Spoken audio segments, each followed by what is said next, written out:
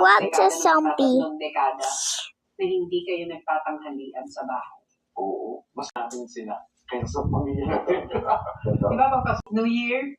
Nalala ko yung January 1, live. January 1. Live palagi ang January 1. Nalala ko yun eh. Yung walang ka-traffic. Ako ng January 1 kasi live ang Isbulaga. May mga paputok pa. Nagpagaw yung mukha ako, live na. Pumapasok ka ng bago? Oo. Kasi January 1, December lang. So doon lang may tayo mga pabulgarize sa mukha. Change topic. Hindi, ito naman, pinapreserve lang niya. Pinapreserve lang niya. As a beauty queen siya. Basta tanong, kumusta? Ito na nga. Maski, hindi ka nabili Dapat understood na yun kasi nga New Year. Okay. Yes, New Okay. Yes. Ako naman ito kwento ng reaction. Tumatakbo na ito. Tawa na lahat siya gano'n. Kasi nga baka makita. Saan ba?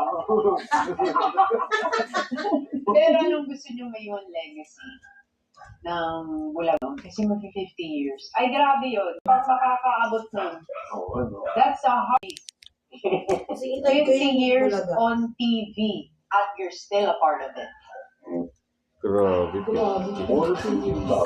Matagal pa sa Jan Puruntong yun Kabutan mo yan? Jan Puruntong?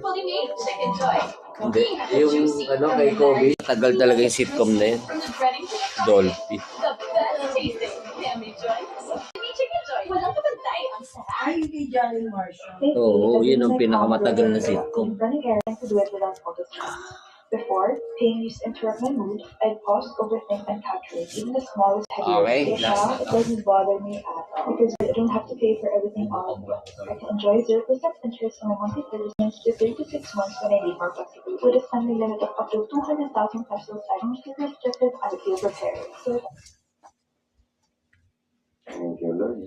Yung Bulaga kasi para araw-araw. Game complete! Mamay, game complete. Ano? Game complete? Kaya? Opo. Sa iba.